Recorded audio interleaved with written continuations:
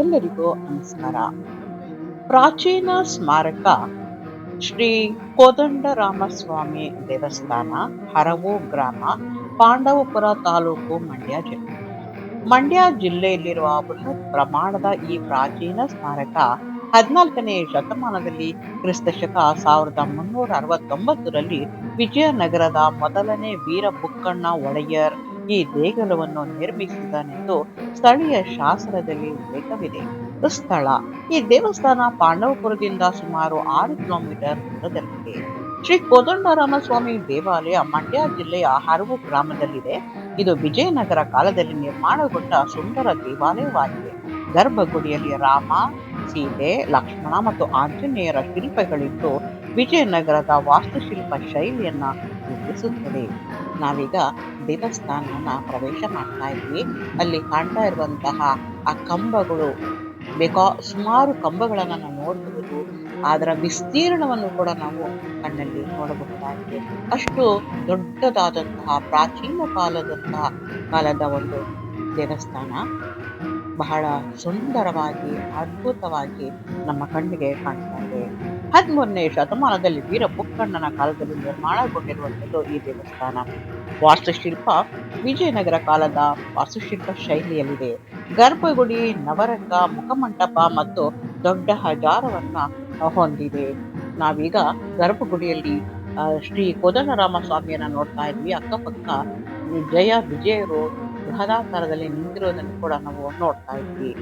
ಗರ್ಭಗುಡಿಯಲ್ಲಿ ಶ್ರೀ ರಾಮ, ಸೀತಾ, ಲಕ್ಷ್ಮಣ ಮತ್ತು ಆಂಜನೇಯರ ವಿಗ್ರಹಗಳಿವೆ.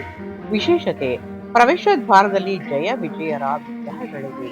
ಹಂಪೆಯ ದೇವಾಲಯಗಳ ಜೊತೆಗೆ ಇದನ್ನು ಕೂಡ ಸೇರಿಸಬಹುದಾದಷ್ಟು ವಿಶಾಲವಾದಂತಹ ಪ್ರಾಚೀನವಾದಂತಹ ಒಂದು ದೇವಾಲಯವಾಗಿದೆ.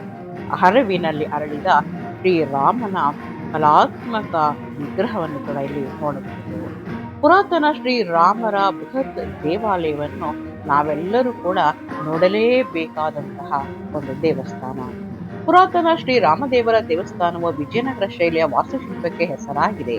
ದೇವಾಲಯದ ವಿಶಾಲವಾದ ಸಭಾಂಗಣ ಒಟ್ಟು 42 ಬೃಹತ್ ಕಲ್ಲಿನ ಸ್ತಂಭಗಳ ಆಧಾರದ ಮೇಲೆ ನಾವು ಗರ್ಭಗುಡಿಯಲ್ಲಿರುವಂತಹ ಶ್ರೀ ಕೋದಂಡರಾಮಸ್ವಾಮಿ, ಲಕ್ಷ್ಮಣ ಮತ್ತೆ ಸೀತೆ, ಆಂಜನೇಯರ ವಿಗ್ರಹಗಳನ್ನ ಕೂಡ ನಾವಿಲ್ಲಿ ನೋಡ್ತಾ ಇದ್ವಿ. ನವರಂಗ: ದೇವಾಲಯದ ಒಳಗಿರುವ 2ನೇ ದ್ವಾರವನ್ನು ಪ್ರವೇಶಿಸಿದಾಗ ಕಾಣುವ ನವರಂಗವು 68 ಸ್ತಂಭಗಳಿಂದ ಕೂಡಿದೆ. ವಿನ್ಯಾಸ ಮತ್ತು ಆಕಾರ: ಸಭಾಂಗಣದ ಸ್ತಂಭಗಳ ಮೇಲ್ಭಾಗವು 6 ಮುಖಗಳನ್ನು ಹೊಂದಿದ್ದರೆ ಕೆಳಭಾಗವು ಚೌಕಾಕಾರದಲ್ಲಿದೆ. ದೀಪದ ವ್ಯವಸ್ಥೆ: ವಿಶೇಷವಾಗಿ ಕೆಲವು ಸ್ತಂಭಗಳಲ್ಲಿ ದೀಪಗಳನ್ನು ಹಚ್ಚಲು ಅನುಕೂಲವಾಗುವಂತೆ ಸಣ್ಣ ರಂಧ್ರಗಳನ್ನು ಕೂಡ ಕೊರೆಯಲಾಗಿದೆ. ಈ ದೇವಾಲಯವು ಹರವು ಅಲ್ಲಿರುವ ದೇವರ ಕಾಡು ಎಂಬ ಪ್ರದೇಶದಲ್ಲಿದೆ. ಪ್ರಕೃತಿ ಪ್ರೇಮಿಗಳಿಗೂ ಪಕ್ಷಿ ವೀಕ್ಷಕರಿಗೂ ಕೂಡ ಇದು ನೆಚ್ಚಿನ ತಾಣವಾಗಿದೆ. ದೇವಾಲಯದ ಆವರಣದಲ್ಲಿ ಅನೇಕ ಶಾಸನಗಳು, ಮಾಹಿತಿಗಳು ಕೂಡ ನಮಗೆ ಲಭ್ಯವಾಗಿವೆ. ಅವುಗಳನ್ನ ನೋಡಿ ಆ ದೇವಸ್ಥಾನದ ಒಂದು ಪ್ರಾಚೀನತೆ ಮತ್ತೆ ದೇವಸ್ಥಾನ ನಿರ್ಮಾಣ ಮಾಡಿದಂತಹ ವ್ಯಕ್ತಿ ಮತ್ತೆ ದೇವಸ್ಥಾನದ ಒಂದು ವೈಶಾಲ್ಯತೆಯನ್ನು ಕೂಡ ನಾವು ಇಲ್ಲಿ ತಿಳಿದುಕೊಳ್ಳಬಹುದಾಗಿದೆ. ನಾವು ದೇವಸ್ಥಾನದ ಸುತ್ತಲೂ ಇರುವಂತಹ ಒಂದು ಶಿಲ್ಪ ಕಲೆಯನ್ನು ಕೂಡ ನಾವಿಲ್ಲಿ ನೋಡ್ತಾ ಹೋಗ್ತಾ ಇದ್ವಿ. ಅಷ್ಟು ಸುಂದರವಾಗಿ ಇಲ್ಲಿ ನಿರ್ಮಾಣಗೊಂಡಿರುವಂತಹ ಒಂದು ದೇವಸ್ಥಾನ. ಆದರೆ ದುರದೃಷ್ಟವಶಾತ್ ಇಲ್ಲಿ ಪೂಜೆ ಒಂದು ಸೌಲಭ್ಯ ಕೂಡ ಇಲ್ಲ, ಪೂಜೆಗಳನ್ನ ಮಾಡ್ತಾ ಇಲ್ಲ. ಯಾಕೆಂತಂದ್ರೆ ಈ ದೇವಸ್ಥಾನವನ್ನ ಇತ್ತೀಚೆಗೆ ನವೀಕರಣಗೊಳಿಸಲಾಗಿದೆ. ಆ ಹಲವು ಗ್ರಾಮಸ್ಥರು ಈ ದೇವಾಲಯದ ಒಂದು ಪುನರುಜ್ಜೀವನ ಕಾರ್ಯವನ್ನು ಕೂಡ ಮಾಡ್ತಾ ಇದ್ದಾರೆ. ಅಷ್ಟು ವಿಶಾಲವಾಗಿ ಯಾವುದೇ ಒಂದು ಹಾಳಾಗದಂತೆ ಇಲ್ಲಿ ಬಹಳ ಸುಭದ್ರವಾದಂತಹ ಒಂದು ದೇವಸ್ಥಾನವಿದೆ. ಭಕ್ತರು ಹೆಚ್ಚಿನ ಸಂಖ್ಯೆಯಲ್ಲಿ ದೇವಸ್ಥಾನಕ್ಕೆ ಭೇಟಿ ಕೊಟ್ಟರೆ ಈ ದೇವಸ್ಥಾನ ತನ್ನ ಮೊದಲಿನ ಒಂದು ವೈಭವಕ್ಕೆ ಮರಳಿ ಬರಬಹುದು ಎಂಬ ನಂಬಿಕೆ ದೃಢವಾಗುತ್ತದೆ. ಆದ್ದರಿಂದ ಪ್ರತಿಯೊಬ್ಬರು ಕೂಡ ಈ ಒಂದು ದೇವಸ್ಥಾನವನ್ನ, ಬಹಳ ಹತ್ತಿರದಲ್ಲಿ ಇರುವಂತಹ ಈ ದೇವಸ್ಥಾನವನ್ನ ಭೇಟಿ ಕೊಟ್ಟರೆ ಇಲ್ಲಿ ಕೂಡ ಆ ದೇವಸ್ಥಾನವನ್ನ ಮತ್ತೆ ಹಿಂದಿನ ವೈಭವಕ್ಕೆ ಮರಳಿಸಬಹುದು ಎನ್ನುವುದು ನನ್ನ ನಂಬಿಕೆ. ಅಷ್ಟು ಸುಂದರವಾದ ವೈಶಾಲ್ಯವಾದ ಒಂದು ದೇವಸ್ಥಾನ. ಈ ಒಂದು ಕೋದಂಡರಾಮ ಸ್ವಾಮಿ ದೇವಸ್ಥಾನ ಹರವಿನಲ್ಲಿ ಇರುವಂತದ್ದು, ಪಾಂಡವಪುರ ಜಿಲ್ಲೆ, ಪಾಂಡವಪುರ ತಾಲೂಕು, ಮಂಡ್ಯ ಜಿಲ್ಲೆಯಲ್ಲಿ ಇರುವಂತದ್ದು. ಇದು ಬಹಳ ಹತ್ತಿರದಲ್ಲಿರುವಂತಹ ಒಂದು ದೇವಸ್ಥಾನ. ಇದರ ಬಗ್ಗೆ ನಾನು ಕೊಟ್ಟಿರುವಂತಹ ಮಾಹಿತಿ ನಿಮಗೆ ಇಷ್ಟವಾಗಿದ್ದರೆ ಲೈಕ್ ಮಾಡಿ, ಸಬ್ಸ್ಕ್ರೈಬ್ ಮಾಡಿ. ತಾವು ಕೂಡ ದಯವಿಟ್ಟು ಒಮ್ಮೆ ಆದರೂ ಈ ದೇವಸ್ಥಾನಕ್ಕೆ ಭೇಟಿಯನ್ನ ಕೊಡಿ. ಈ ಒಂದು ಗರ್ಭಗುಡಿಯಲ್ಲಿ ಲಕ್ಷ್ಮೀ ನಾರಾಯಣ ಸ್ವಾಮಿಯನ್ನ ಕೂಡ ಇಲ್ಲಿ ನೋಡಬಹುದು. ಸುಂದರವಾದಂತಹ ಮೂರ್ತಿಗಳನ್ನ ಇಲ್ಲಿ ಇಟ್ಟಿದ್ದಾರೆ.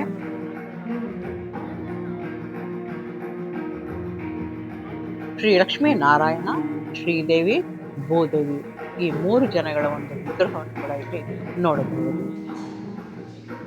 ದೇವಸ್ಥಾನದ ಒಂದು ವೈಶಾಲ್ಯತೆ ನಮ್ಮ ಕಣ್ಣೆದುರಿಗೆ ಕಾಣಿಸ್ತಾ ಇದೆ.